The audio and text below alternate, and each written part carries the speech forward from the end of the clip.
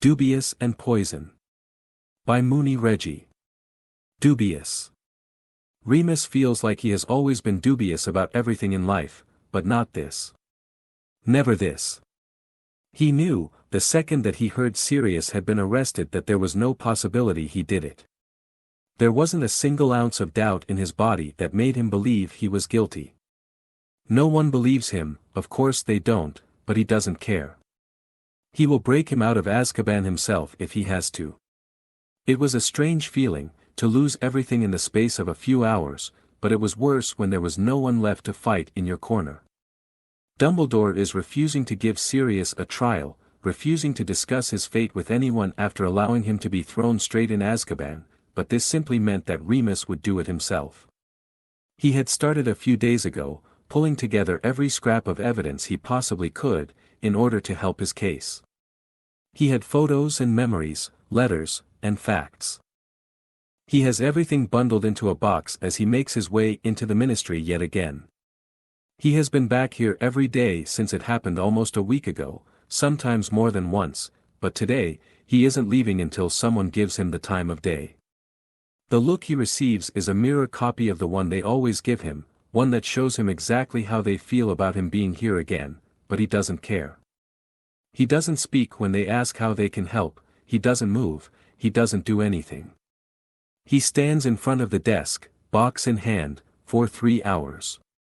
Which is when they finally give up and send someone down to deal with him.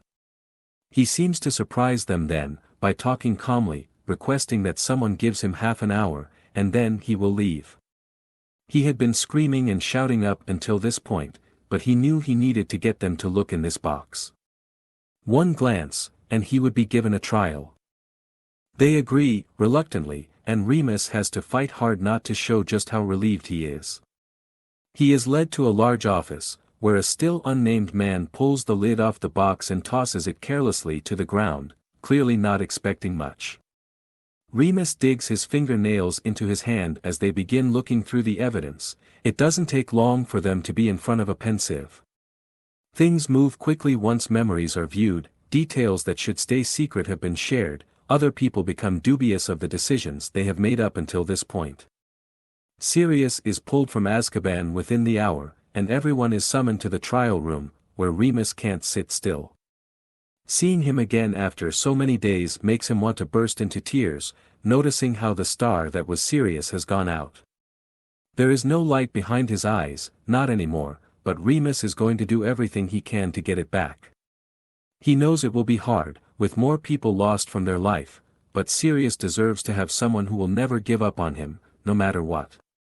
The trial is hard, with a lot of doubt still lingering with some people, but once the memories are visited once more, he is freed.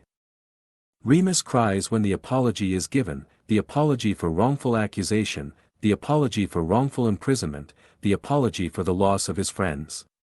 He cries again when the promise comes, the promise that they will find Peter, and the promise that Sirius will not be punished for becoming an illegal animagus, he simply has to register.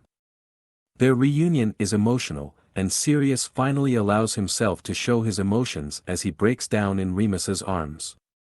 He cries for the loss of James and Lily, for the betrayal of Peter, he cries for the absence of Remus, and the technical abduction of Harry, where he has been shipped off to live with people who hate him.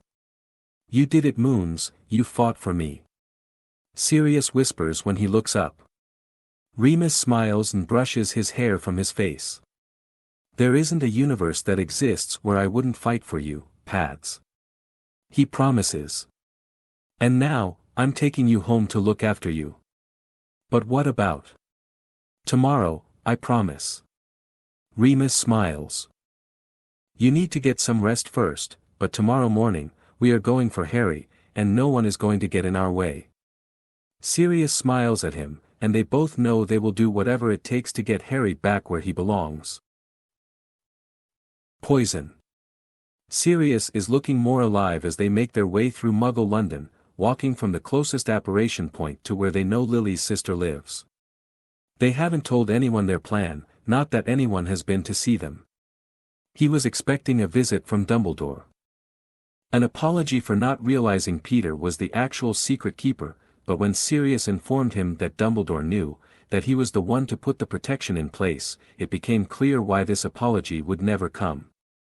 It left him reeling though, wondering why Dumbledore wouldn't fight if he knew that Sirius was innocent. None of it made sense. They don't know how this is going to go, turning up and simply informing them that they are taking Harry, but they do know that there is no chance of them leaving without him. He squeezes Sirius's hand when they see the sign for Privet Drive, and he returns the gesture without hesitation. What if they don't let us take him? Sirius asks, not for the first time since they made it home last night. Remus meets his eye and smiles. I will poison the old bat. Sirius smiles and they continue their steps, not hesitating in knocking when they reach the front door. The man on the other side furrows his brows in confusion, but as soon as his glance drops to their joined hands, his expression morphs into a scowl. A woman joins him before any of them have spoken, a woman that he would never guess was related to Lily. She is sour-faced and it appears as if her lips are permanently angled downwards, unlike Lily who was always bright, always smiling, always happy. We're here for Harry. Remus says clearly, pushing past them, despite their efforts to close the door. The man's scowl deepens. That crazy old man said someone would turn up, but unfortunately, we aren't allowed to give him to you. Oh, you will be giving him to us.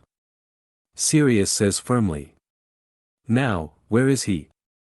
Asleep. The woman replies shortly. Sirius nods and takes off up the stairs with no warning, taking them two at a time in his haste to get to Harry. Remus stays downstairs, stopping them from following him, despite both of them simply smiling darkly. He isn't here, Moons. Sirius says, rushing back down the stairs with a broken expression. What do you mean he isn't here? He isn't up there, anywhere. There isn't even a bedroom set up for him, let alone a bed. Remus frowns in confusion. He has to be here, he has to be. The soft sound of a baby cry jolts his gaze around quickly, despite it not being clear anyone else has heard the muffled noise.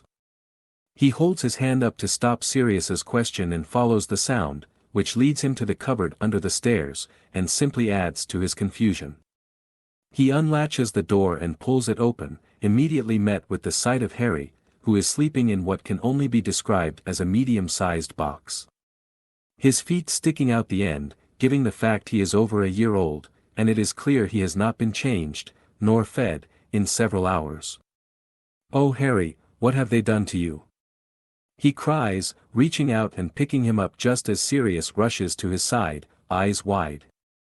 Harry settles in his arms instantly, snuggling closer to his chest as his sobs die off.